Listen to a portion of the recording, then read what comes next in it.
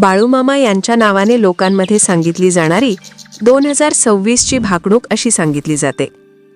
2026च्या काळात जगामध्ये आणि देशामध्ये अनेक बदल दिसतील. निसर्ग आपली शक्ती दाखवेल.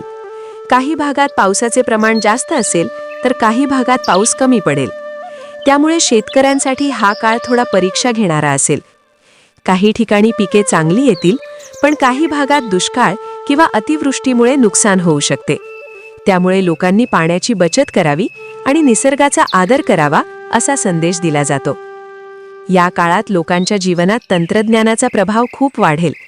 मोबाईल, इंटरनेट आणि नवीन साधनांमुळे लोकांचे जीवन सोपे होईल. पण त्याचबरोबर लोक एकमेकांपासून थोडे दूरही जातील. त्यामुळे कुटुंबातील नाती जपणे आणि एकमेकांना साथ देणे खूप महत्त्वाचे ठरेल. समाजात काही ठिकाणी मतभेद आणि वाद निर्माण होतील. लोकांच्या विचारांमध्ये फरक वाढेल. पण शेवटी सत्य, प्रामाणिकपणा आणि चांगुलपणा यांचा विजय होईल. जे लोक प्रामाणिकपणे काम करतील आणि इतरांना मदत करतील त्यांना या काळात यश मिळेल. या काळात अनेक लोक पुन्हा देव, संत आणि अध्यात्माकडे वळतील. मंदिरांमध्ये, यात्रांमध्ये आणि संतांच्या ठिकाणी भक्तांची संख्या वाढेल. लोकांना मनःशांतीची गरज जाणवेल आणि ते आध्यात्मिक मार्ग शोधू लागतील.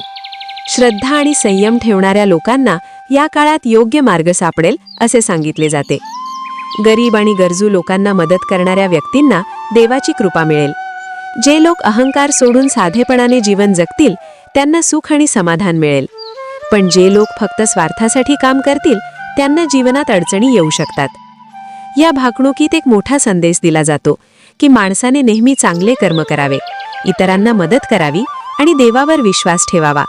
निसर्गाचा आदर करावा, कुटुंबातील नाती जपावीत आणि मनात दया आणि प्रेम ठेवावे. असा मार्ग धरला तर कोणताही काळ कठीण राहत नाही आणि जीवनात शांती आणि आनंद मिळतो.